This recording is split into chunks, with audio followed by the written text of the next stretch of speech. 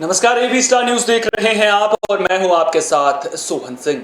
वक्त हो चला आपका राज्य आपकी खबरों का, जिसमें सबसे पहले बात करेंगे उत्तराखंड की। दरअसल उत्तराखंड में बर्फबारी का बेहद ही खूबसूरत नजारा देखने को मिल रहा है। आपको बता दें कि वादियां बर्फ की चादर में लिपट गई हैं, जमकर बर्फबारी हो रही है। उत्तराखंड में बेमौसम बरसात और बर्फबारी से मौसम सुहाना हो गया है। वहीं जंगलों में लगी आग से भी राहत मिली है। राज्य में मौसम पल पल करवट बदल रहा है। गंगोत्री धाम में भी बर्फबारी का सिलसिला लगातार जारी है। वहीं यमुनोत्री में भी बारिश हो रही है। गंगोत्री धाम में तेज बर्फबारी के बाद मौसम सुहाना हो गया है। धाम के आसपास की पहाड़ी और गंगोत्री गोमुख ट्रैक बर्फ की सफेद चादर में लिपट गए हैं। साथ ही गंगोत्री धाम में बर्फबारी के साथ ही हर्सिल घाटी में भी बारिश जारी है। गंगोत्री धाम में बर्फबारी के बाद ठंड का प्रकोप भी बढ़ गया है।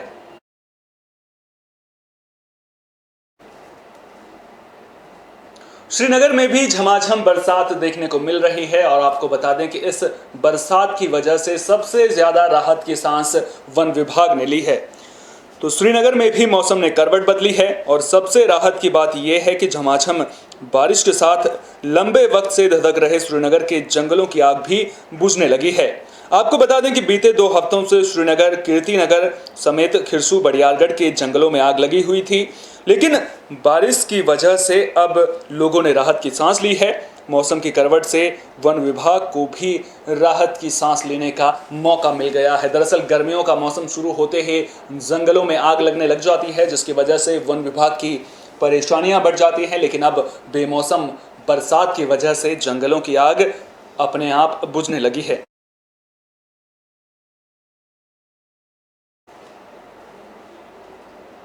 उत्तराखंड के पौड़ी में भी गर्मियों का मौसम शुरू होते ही जंगल आग से धधक रहे हैं। लिहाजा जो प्रशासनिक अधिकारी हैं वो जंगलों में लगी आग को लेकर लगातार बैठकें कर रहे हैं। आज थाना सतपुली पर थाना क्षेत्र के सभी ग्राम प्रधानों और ग्राम प्रहरियों के साथ थानाध्यक्ष ने बैठक की, जिसमें थाना क्षेत्र के जंगलों में लग रही आग को रोकने पर चर्चा की गई। इस मौके पर थानाध्यक्ष संतोष पैथवाल द्वारा सभी ग्राम प्रधानों और प्रहरियों को बताया गया कि आग लगाने वाले असामाजिक तत्वों को चिन्हित किया जाए। आपको बता दें कि इनके खिलाफ कड़ी कानूनी कार्रवाई करने को भी कहा गया है। बैठक के जरिए थानाध्यक्ष द्वारा आम जनमानस से जंगलों में आग न लगाने की अपील भी की गई है।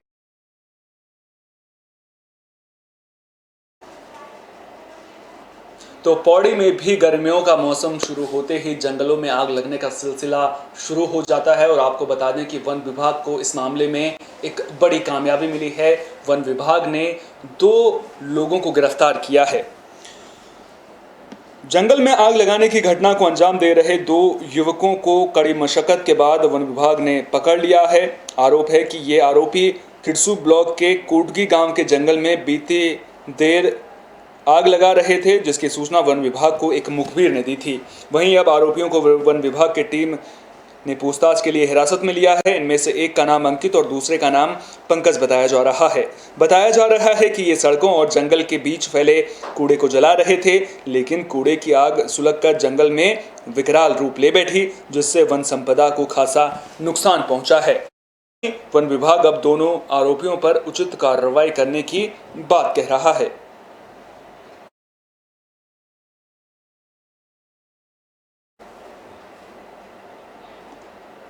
बीजापुर नक्सली हमले में शहीद जवानों को श्रद्धांजलि दी गई है। आपको बता दें कि मोतिहारी में श्रद्धांजलि सभा का आयोजन किया गया था। दरअसल बीजापुर में नक्सली मुठभेड़ के दौरान हमारे 22 जवान शहीद हो गए थे। मोतिहारी जिले में इन शहीदों की याद में कैंडल मार्च निकाला गया। बता दें कि बीते 4 अप्रैल को छत्तीसगढ़ के बीजापुर में नक्सली हमला हुआ था। इसी को लेकर मंगलवार को शाम में अखिल भारतीय विद्यार्थी परिषद के नगर इकाई के नगर मंत्री राहुल गुप्ता की अगुवाई में कैंडल मार्च निकाला गया। कैंडल मार्च चौकिया के गांधी मैदान से होते हुए शहर के सभी मार्गों से होकर निकला। इस दौरान मार्च में शामिल लोग हाथ में जलती हुई कैंडल लेकर रखे हुए थे। भ्रमण के बाद क्रम में जवानों के सम्मान में, जबकि नक्सलियों को नेस्तनाबूद करने के लिए गगनभेदी नारे भी लगाए जा रहे थे। वहीं शहर के सुभाष चौक पर पहुंचकर सैनिकों को नम आंखों से श्रद्धांजलि दी गई।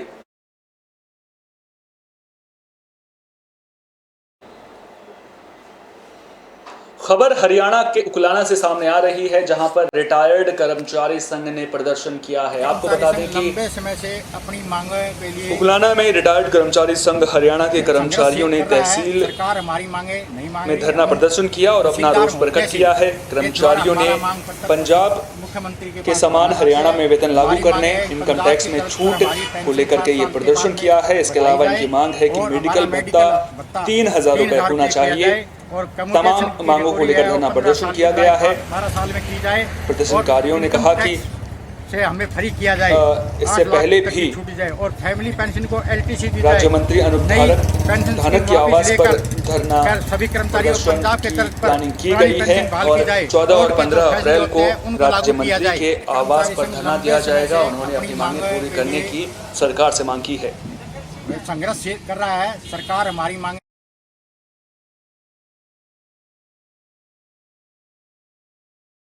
कर्मचारी संघ लंबे समय से अपनी मांगों के लिए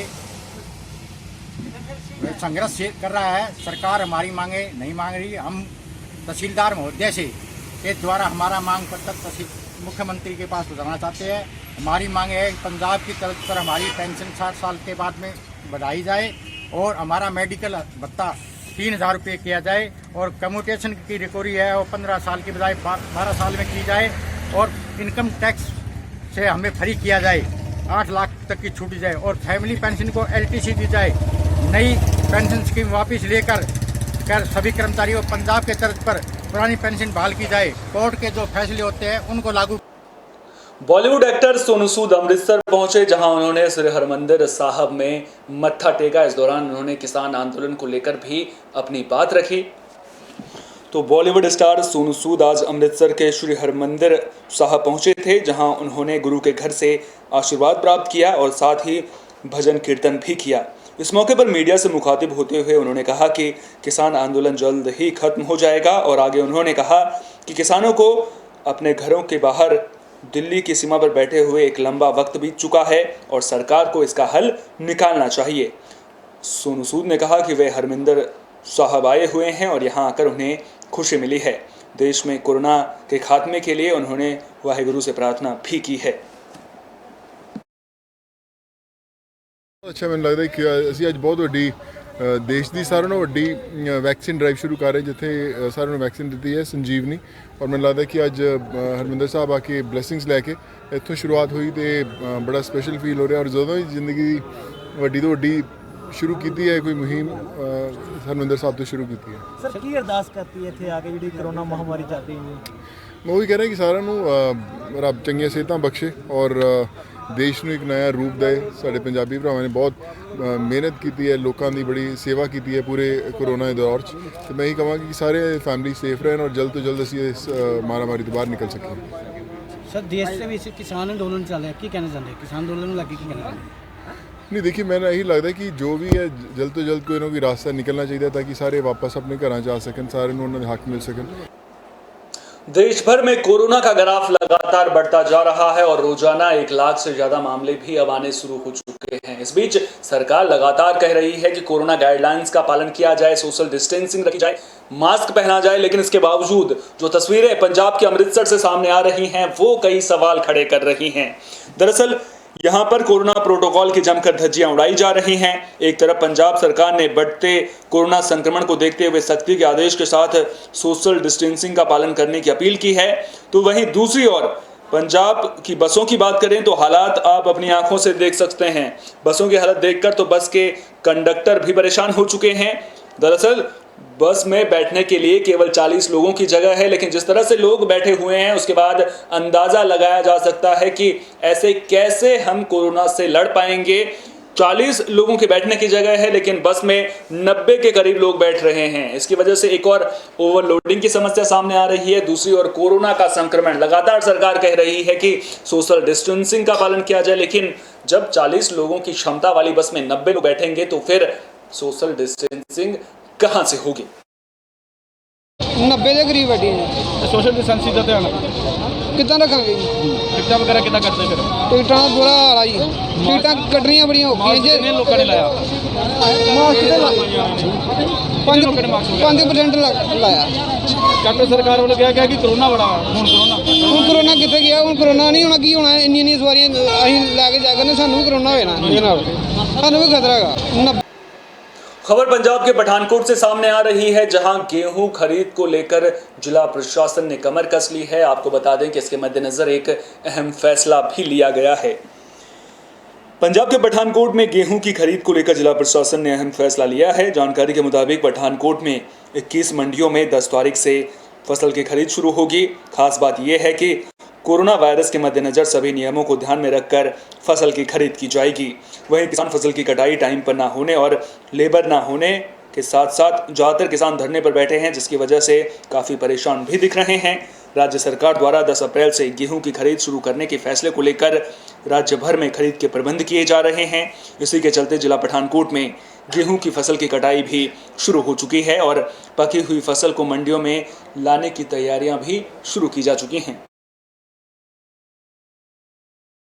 मैं अजय प्रिंजा AFSO पठानकोट ਤੁਹਾਡੇ ਮਾਧਿਅਮ ਰਾਹੀਂ ਦੱਸਣਾ ਚਾਹੁੰਦਾ ਕਿ ਮਾਨਯੋਗ DC ਸਰ ਪਠਾਨਕੋਟ ਦੇ ਹੁਕਮਾਂ ਅਨੁਸਾਰ ਮੰਡੀਆਂ ਦੇ ਜਿਹੜੇ ਅਰੇਂਜਮੈਂਟਸ ਕਰ ਲਏ ਗਏ ਆ ਉਹਦੇ ਵਿੱਚ ਕੋਵਿਡ ਦੇ ਮੱਦੇਨਜ਼ਰ ਐਤਕਾਂ ਸਪੈਸ਼ਲ ਅਰੇਂਜਮੈਂਟਸ ਕੀਤੇ ਗਏ ਆ ਮੰਡੀਆਂ ਦੇ ਵਿੱਚ, ਜਿੱਦਾਂ ਕਿ ਪਹਿਲਾਂ ਹੀ ਮੰਡੀਆਂ ਦੀ ਸੈਨੀਟਾਈਜੇਸ਼ਨ ਵਗੈਰਾ ਕਰਵਾ ਲਈ ਗਈ ਹੈ ਪ੍ਰੋਪਰ। ਉਸ ਤੋਂ ਇਲਾਵਾ ਮੰਡੀਆਂ ਵਿੱਚ ਮਾਰਕਿੰਗ ਕੀਤੀ ਗਈ ਹੈ ਤਾਂ ਕਿ ਮੰਡੀਆਂ ਵਿੱਚ ਰਸ਼ ਨਾ ਹੋਏ ज़्यादा। कोटद्वार में शराब के कारोबार की खबर सामने आ रही है। आपको बता दें कि अब आबकारी विभाग ने भी निरीक्षण करना शुरू कर दिया है। उत्तराखंड के कोटद्वार में अंग्रेजी शराब के दुकानदार अपनी मनमर्जी के मुताबिक ओवर रेट पर शराब बेच रहे हैं। ऐसा मामला सामने आ रहा है। गौरतलब है कि ओवर रेट पर भी आसानी से भरपाई कर शराब के शौकीन बिना मोल भाव की शराब खरीद रहे हैं। सरकार को भी राजस्व का नुकसान पहुंचाया जा रहा है। शराब बिना बिल के बेची जा रही है, जो कहीं ना कहीं शराब के काले कारोबार की ओर इशारा कर रही है। शराब ओवर रेट और मानकों के उल्लंघन की शिकायतें लगातार आबकारी विभाग को भी मिल रही थी, जिसमें आज आबकारी निरीक्षक आनंद सिंह चौहान ने शराब की दुकानों का निरीक्षण किया और ओवर रेट और मानकों के उल्लंघन पर सख्त कार्रवाई की बात कही है।